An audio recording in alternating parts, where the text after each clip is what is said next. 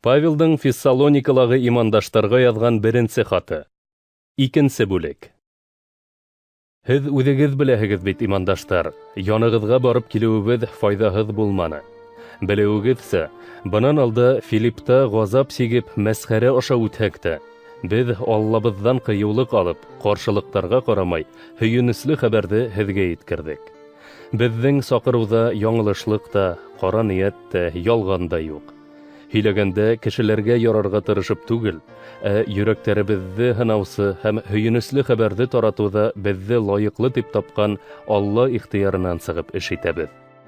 Белеүегеҙсә, алдығыҙҙа беҙ бер ҡасан да ярамһаҡланманыҡ, үҙ мәнфәғәтебеҙҙән сығып эш итмәнек. Алла үҙе шаһит. Кешеләрҙән, һеҙҙән дә, башҡаларҙан да данлау көтмәнек. Мәсихтең илселәре булараҡ, үҙебеҙҙең абруйҙы тулыһынса файҙалана ала инек. Ләкин, әсә кеше үҙ сабыйҙарына ҡарата хәстәрлекле булған кеүек, беҙ ҙә һеҙгә ҡарата яғымлылыҡ һаҡланыҡ. Һеҙ беҙҙең өсөн бик ҡәҙерле булғанлыҡтан, һеҙгә Алланың һөйөнөслө хәбәрен еткереү генә түгел, ғүмеребеҙҙе бирергә лә әҙер инек. Һеҙҙе шул тиклем ныҡ яраттыҡ. Һеҙ иһә, имандаштар, беҙҙең ниндәй хеҙмәт һәм көс һалыуыбыҙҙы хәтерләйһегеҙ. Һеҙгә Алланың һөйөнөслө хәбәрен таратҡан саҡта, берегеҙгә лә ауырлыҡ һалмаҫҡа тырышып, көнө-төнө эшләнек.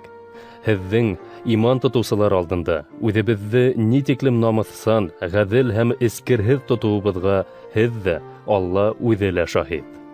Атай кеше үҙ балаларына нисек булһа, беҙҙең дә һәр берегеҙгә ҡарата шулай булғанлығыбыҙҙы беләһегеҙ. Үҙ батшалығына һәм данына саҡырыусы Аллаға лайыҡ булырлыҡ итеп йәшәргә өндәп, ышандырып, һеҙҙе өгөтләп йөрөнөк. Беҙҙән ишеткән Алла һүҙен кешенән килгән хәбәр итеп түгел, ысынында нисек булһа, шул көйө Алла һүҙе итеп ҡабул итеүегеҙ өсөн дә Аллаға һәр ваҡыт рәхмәт әйтәбеҙ. Ул һүҙ һеҙҙә, иман юлындағыларҙа үҙ эшен алып бара. Имандаштар, һеҙ ҙә Ғайса Мәсихтең Йәһүдиәлә урынлашҡан Алла берҙәмлектәре кеүек булдығыҙ. Сөнки улар йәһүдтәрҙән яфа сиккән кеүек, һеҙ ҙә үҙ милләттәштәрегеҙҙән ыҙа күрҙегеҙ. Йәһүдтәр Раббы Ғайсаны ла, пәйғәмбәрҙәрҙе лә үлтерҙе, беҙҙе лә ҡыуып ебәрҙеләр. Улар Аллаға ла ярамай, кешеләрҙең дә барыһына ла ҡаршы. Беҙ ҡотола алһындар өсөн мәжүсиҙәргә аңлатырға тырышабыҙ, йәһүдтәр беҙгә ҡамасаулай. Шуның өсөн дә улар үҙ гөнаһтарының үлсәмен һәр ваҡыт ишәйтә бара һәм Алла нәфрәте улар өҫтөндә ята. Беҙ, имандаштар, аҙ ғына ваҡытҡа айырылышып торһаҡ та, күңелдәребеҙ менән гел бергә булдыҡ һәм күрешергә ҙур теләк менән ынтылып торҙоҡ. Янығыҙға барырға теләнек.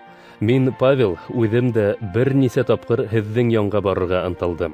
Ләкин Иблис беҙгә ҡамасауланы. Раббыбыҙ Ғайса килгән саҡта, кем беҙҙең өмөтөбөҙ, шатлығыбыҙ һәм маҡтау тажыбыҙ булыр һуң? Һеҙ түгелме ни?